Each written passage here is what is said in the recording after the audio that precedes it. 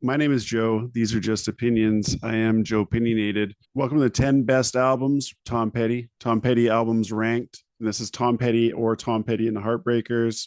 Also excluding Mud Crunch. It's Tom Petty, Mike Campbell, Benmont Tench, Stan Lynch, Howie Epstein, Scott Thurston, and Steve Ferrone from Gainesville, Florida, formed in 1976. Right, number 10, I'm going with Southern Accents from 1985.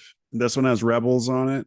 Don't Come Around Here No More. Tom Petty and the Heartbreakers are in the conversation for greatest American bands ever. Southern rock, pop rock. Worked on side projects and stuff like that, but at the same time, basically stayed together till Tom Petty passed away tragically in 2017. Number 9, I'm going with the debut self-titled Tom Petty and the Heartbreakers from 1976. That's the one that closes out with American Girl. That was the last song he ever played live. The last song I saw him sing at the Gorge when I saw him play. All-timer. Also features Breakdown, which is a song that was played way too much on the local radio stations here on Vancouver Island, in my opinion. But, people kept requesting it. So just my taste.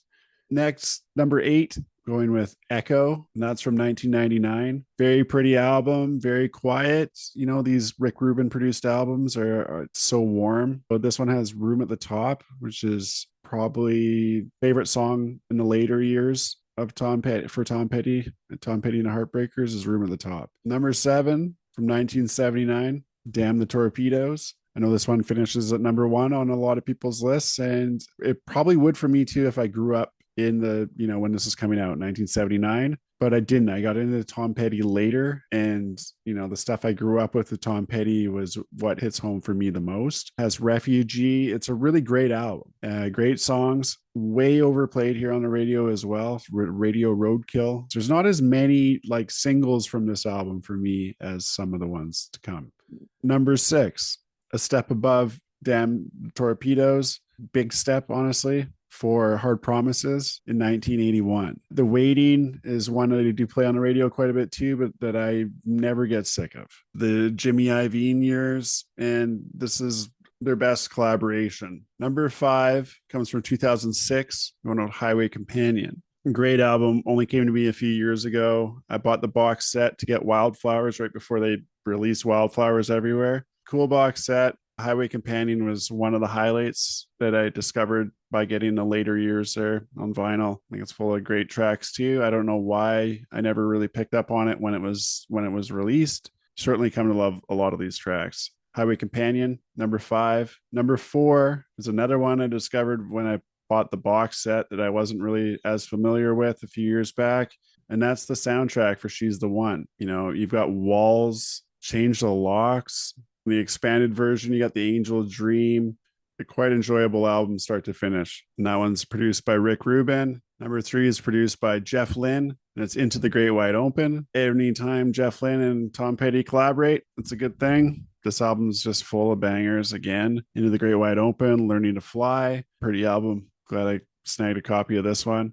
Number 2, another combination of some wheelberries on this album, Full Moon Fever from 1989. One of my most listened to albums, especially growing up, was Full Moon Fever. Free Fallin', I Won't Back Down, Love is a Long Road, Facing the Crowd, Running Down a Dream, Feel a Whole Lot Better When You're Gone, You're So Bad, Depending on You, The Apartment Song, All Right for Now, A Mind with a Heart of Its Own, and Zombie Zoo are all like core memory favorite songs of my childhood. Big Jeff Lynne collaboration on this one as well. You even get some of the Wilburys on some of the tracks.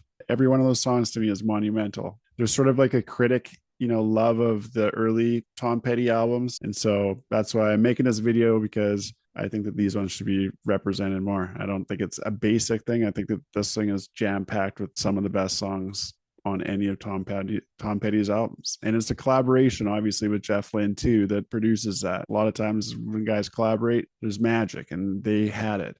Number 1 for me from Tom Petty album, Wildflowers, produced by Rick Rubin.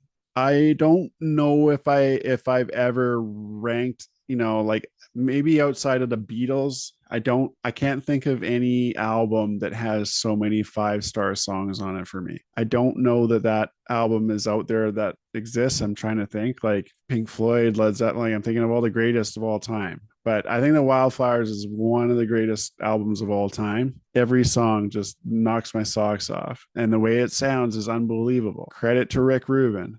Thank you, Rick, for basically for inventing what rap sounds like, or helping to invent the ground floor of rap with BC Boys and LL Cool J and all that. The stuff he did with Tom Petty, I think, is unbelievable. And this album in particular. And I know that, you're just let back and make a creative space, but I've got mad love for Rick Rubin's production. Love this album. This is a huge album for me. I certainly owned it as a kid or young teenager. There's a lot of all-time favorites. Time to Move On, You Don't Know How It Feels, Wildflowers, You Wreck Me, It's Good to Be King, Only a Broken Heart, Honeybee, Don't Fade on Me, Cabin Down Below, House in the Woods, Crawling Back to You, To Find a Friend. Every song. Let me know if you're mad because I don't have You're Gonna Get It on there, or Long After Dark on there, or Let Me Up, I've Had Enough, Last DJ, Mojo. I'm sorry I'm a little low on facts and high on opinions. Respect to Tom Petty and the Heartbreakers. Jeff Lynne, we out.